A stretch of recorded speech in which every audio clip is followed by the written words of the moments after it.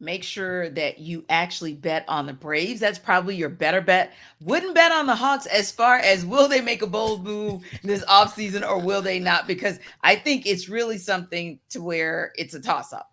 It's a toss up. We really Right. don't. I mean, we understand what they're doing, kind of, sort of, because we have said that we think we would probably land at a reset versus a rebuild, Mm-hmm. but it certainly doesn't appear that it's kind of moving boldly to be able to compete with the likes of what else is going on. So I looked up something that's really essentially all the free agency moves in the first 3 days, going back to June 30th.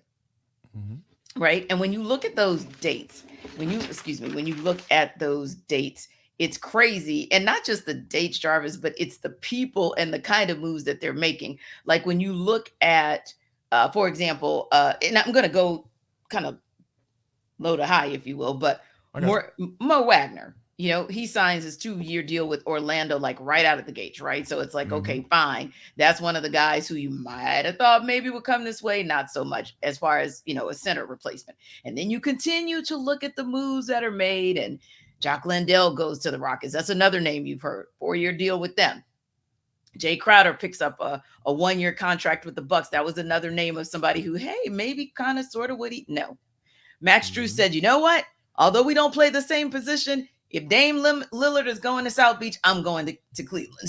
And Right. it just Yes. goes on and on and on. All of these players that, are making these moves that maybe make your head like a little bit of a head scratcher, right? Because these are all guys, as an example, who had been either reported to possibly be coming here or were postulated to possibly be coming here. So all of that said, and that's not even the whole list, right? But if you think the lack of the moves to start a sign is a sign that the Hawks may stand pat, let me know why. Because hey, we're only a couple days in. We do recognize that it could blow up and boom, they could go and make some big moves. But right now, are the lack of moves to start this free agency period a sign to you that they're standing pat? Yes or no? I think it's a yes. I'm leaning towards yes because here's Yeah. the thing. Like we all understand why John Collins was traded. Like Yes. I thought the reason that John Collins should have been traded in my mind is because I feel like he has maximized what he can do for this team with this roster with this coach Yes. going forward. But Yes. I think that that's probably one of the reasons why the Hawks traded him. But I think the other reason to add to that is, hey, we're trying to stay away from words like apron. You know what I'm saying? I think Yes. that's what the Hawks are trying to stay away from that doggone luxury tax because guess Yeah. what? Here's the thing, T. Yeah. Like some of those moves that you talk about, right? We understand who the contenders are because those were some of the teams that were probably the most busy. I feel like the Lakers have done a Yes. tremendous job as to Yes. making sure that Bron Mhm. them going to have to play 82 games or 65 games or 70 games. He can probably Yes. take some games off because you have guys that can come in and fill in and do what they need to do and still win games as they go along.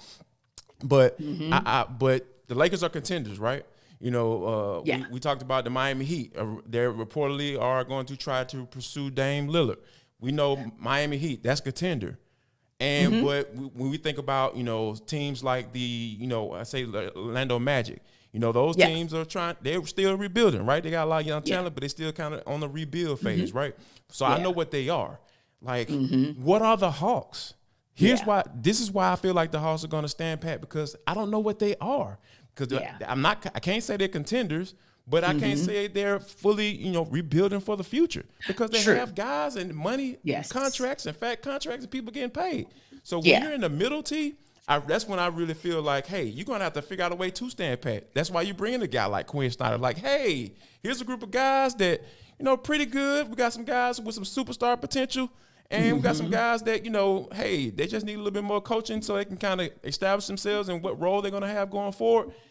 That's where you look for the upgrade. And that's Right. why I feel like, the upgrade is not necessarily going to be from a big, bold move, but I Mhm. feel like it's going to be from the upgrade that you have from a coaching standpoint in Quin Snyder. Yeah.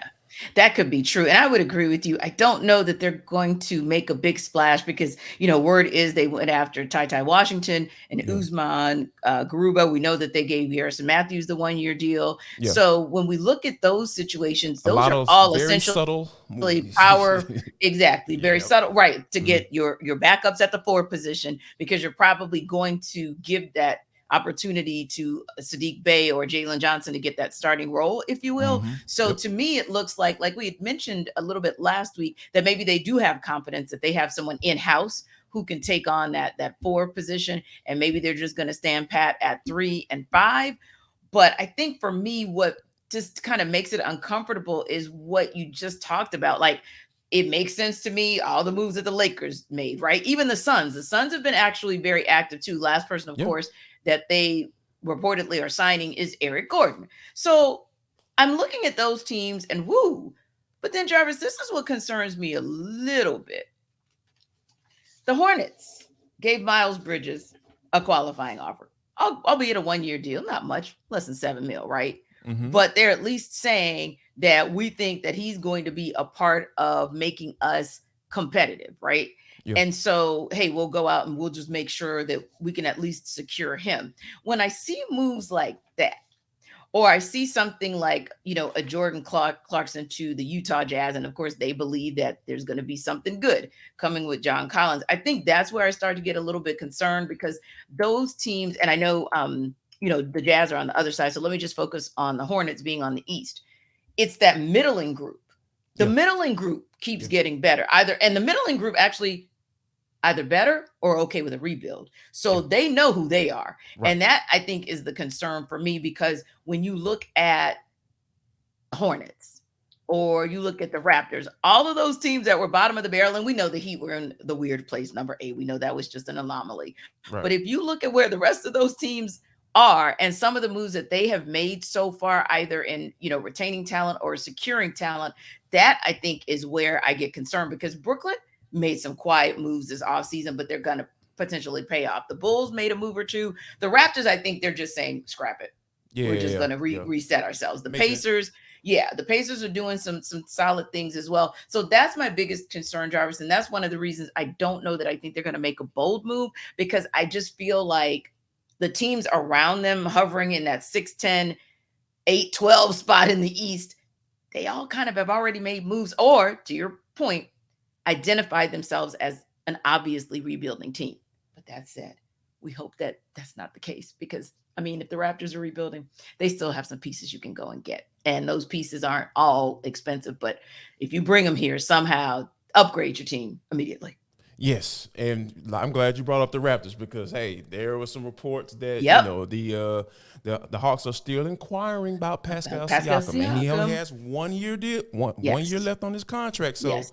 I And he is think a it's couple gonna be million lower than Clint Capella. Yeah, you yes. save 3 mil. So yeah, And you they'll have a be younger player. So no, you're So absolutely right. So yeah. Right now we're saying no, but we certainly hope that tomorrow or someday during this week that we can go. Well, not tomorrow because we're off too, but yes, Wednesday, Thursday, or Friday we can go. Ha ha!